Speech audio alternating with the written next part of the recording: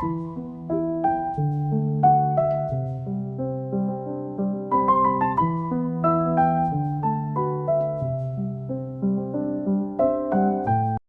Rossiyaga majbur bo'lib ketgan edi, men esa yangidan kelin bo'lib bu xonadonga tushgandim.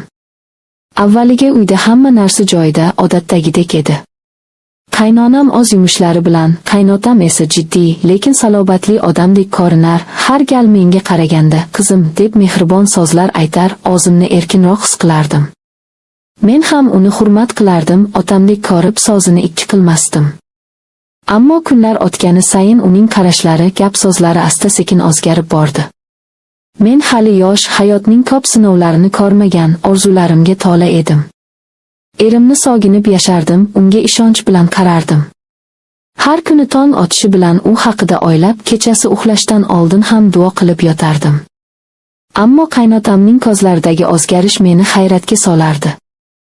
Dastlab u bahona topib yonimga kiradigan bo'ldi. Eshikni yopdingmi, hovlida it qichqirdi, kabi gaplar bilan xonam eshigidan bosh chiqardi. Men esa o'zimni go'yoki hech narsani sezmagandek tutardim. Lekin yuragimda galati qo'rquv uyg'onardi. Har safar u kirib kelganida ich-ichimdan noqulaylik sezardim. Bir kuni kechqurun hamma uyquda, atrof jimjit bo'lib qolgan paytda, qaynotam sekin eshikni ochib xonamga kirdi. Nafasim tiqilib, yuragimni qo'rquv bosdi. U menga qaradi, yuzida bir galati jilmayish bor edi. Asta yonimga yaqinlashib qo'limdan ushladi. Shu zahoti yuragim duv-duv urib ketdi. Tilim kalimaga kelmadi, ovozim chiqmay qoldi. U esa qo'limni mahkam tutib, jilmayib qarab turardi. O'sha kundan boshlab hayotim butunlay o'zgardi. Har kecha vaqt yaqinlashgani sayin ichimdan qo'rquv kuchayar, yana kelsachi, yana eshikni ochsachi degan o'ylar bilan ko'zlarimga uyqu kelmasdi. Yostigim hol bo'lib ketguncha yiglardim. Ammo hech kimga aytolmasdim. Qaynonamga aytsam ishonarmidi? Yoki meni ayblarmidi? Erimga aytsam, u hamma narsani tashlab kelib qolardi, odamlar orasida gap-so'z bo'lardi. Shu qo'rquvlar meni ich-ichimdan ezib tashlardi. Qaynotam esa tobora oshkora harakat qila boshladi. Endi u bevosita erining o'zi yo'q, sen ham yolg'izsan, men senga suyanch bo'lishim mumkin derdi.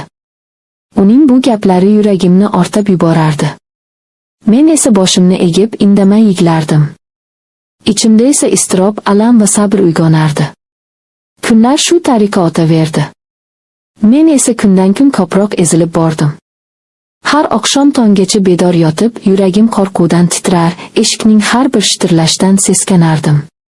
Bugun yana kelsachi degan o'y meni oldirardi. Faqat erimning qo'ng'iroqlari, ovozini eshitgan lahzalarimgina menga ozgina tasalli berardi. U har safar hammasi yaxshi bo'lsin, sabr qilgin, tez orada o'zim kelaman derdi. Men esa unga hammasi joyida deb yolg'on gapirardim. Chunki haqiqatni aytishga tilim bormasdi. Kundalik hayotim tashqaridan qaraganda oddiydek ko'rinsa-da, aslida ichimdan og'ir sinovlar o'tardi. Kunduzi hamma o'z ishlari bilan band, men esa hovlida yumushlarimni qilardim. Qaynotam menga qaraganda ochiqchasiga hech nima demas, ammo nigohlari ichimni teshib o'tar, yuragimni gash qilardi. Men esa o'zimni ko'rmaganday tutardim. Har kuni shunday yashash menga juda og'ir bo'lib qolgandi. Kech kirishi bilan esa qo'rquv yanada kuchayardi. Har bir shitirlash, har bir tovushga quloq solardim. Bolalar kabi ko'zlarimni yumib, iltimos, bugun kelmasin deb ichimdan so'rardim.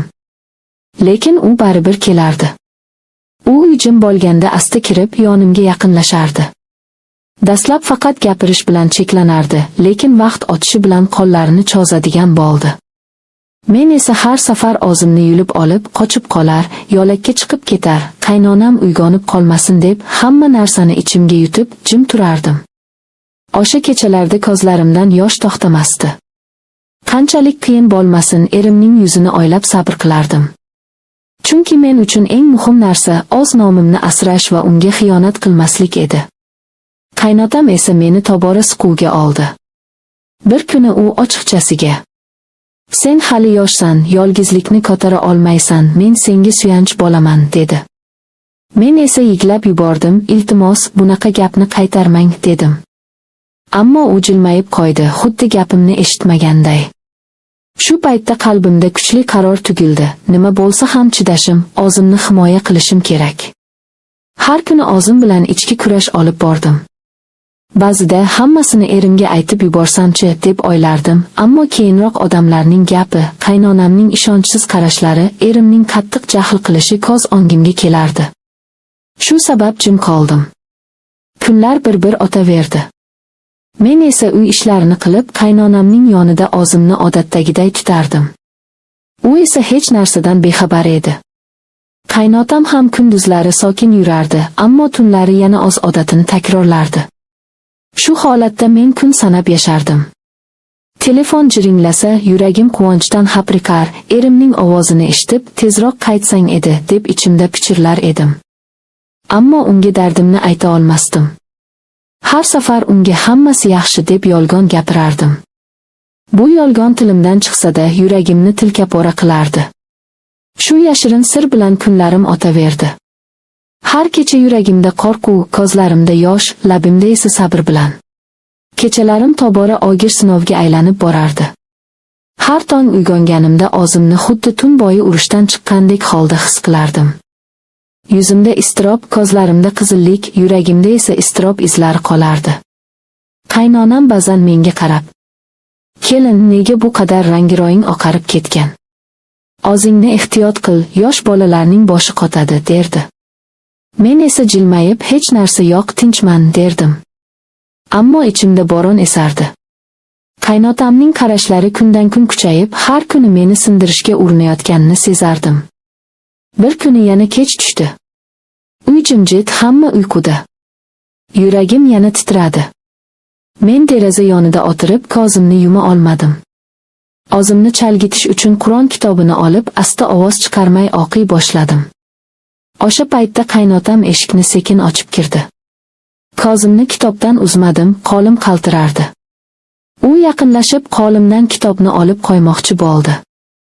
Men esa birdan qat'iy ohangda, "Iltimos, qo'ymang. Bu mening yagona suyanchim", dedim. U jim qoldi, nigohi o'zgardi, ammo so'ng yana jilmayib qo'ydi. "Sen yosh, sabr qilish qiyin", dedi u asta. Men esa ko'z yoshlarimni tiya olmay, yuzimni burib yig'lab yubordim. "Menga bunday gapirmang. Men erimni kutaman", dedim qattiq ohangda. Shu kechada u hech nima qilmadi, faqat indamay chiqib ketdi. Lekin mening qo'rquvim tugamadi. Chunki ertasi kuni ham, undan keyingi kechalar ham u yana qaytib kelishini bilar edim. Shu orada erimdan xabarlar kelib turardi. U telefon qilib, "Hammasi joyidami?" deb so'rardi. Men esa yana yolg'on gapirib, "Ha, hammasi yaxshi, qaynonamni qarayapman, uy ishlarini qilayapman", derdim. Yuragim esa qonga to'lib ketayotganday og'rirdi. Axir men unga haqiqatni aytolmasdim. Uning yuragini og'ritishdan, uydan chiqib ketishidan, odamlarning gap-so'zidan, eng yomoni esa nomimning bulanishidan qo'rqardim. Kunlar o'taverdi. Har kuni o'zimni asrab, qaynotamning qadam tovushlarini eshitib, bedor tunlar o'tkazdim. Yuragimda esa bitta so'z tinimsiz aylanardi, sabr. Kunduzlari hovlida ishlayotganimda ham, qo'limdan ketmon tushsa ham, yuragimni bosib turgan og'irlikni his qilardim. Qaynotam kunduzi beozor ko'rinsa ham, kechalari qilayotgan ishlarini unutolmasdim. Unga ko'zim tushganda ichimdan gasht tortib ketardi. O'zini xuddi hech nima bo'lmaganday tutishi meni yanada qiynardi.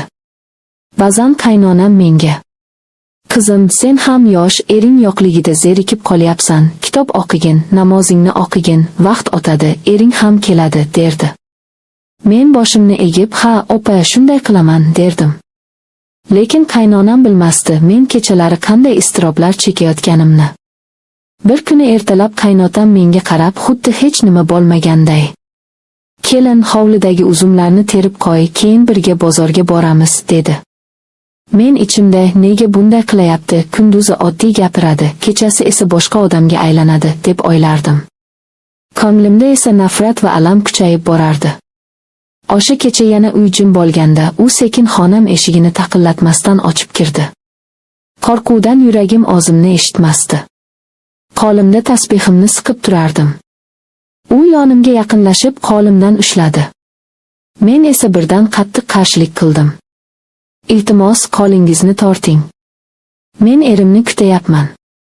Dedim ovozimni ko'tarmay, ammo qat'iy ohangda. U esa menga qarab past ovozda. Eshikni yopib qichqirmasang hech kim bilmaydi, dedi. Bu so'zlar yuragimni teshib yuborgandek bo'ldi. Men yiglab yubordim, yuzimni yopib o'tirib qoldim. U esa indamay chiqib ketdi. Shundan keyin o'zimni yanada ehtiyot qila boshladim. Har kecha eshigimni ichkaridan mahkam qulflab qo'yardim. Yuragim doim bugun keladimi, yo'qmi degan qo'rquv bilan urardi. Telefon orqali erim bilan gaplashganimda, u quvnoq ohangda, "Ko'p o'qigin, sog'ligingni asragin, tez orada kelaman", derdi. Men esa ko'z yoshlarimni artib jilmayishga majbur bo'lardim. Uning ovozini eshitibgina ozgina orom olardim. Ammo ichimdagi og'irlik, qo'rquv va sir meni kundan-kun ezib borardi. Shu holatda yashash juda mushkul edi. Lekin men baribir sabr qilishga, nomimni toza saqlashga qasam ichgandek yashardim.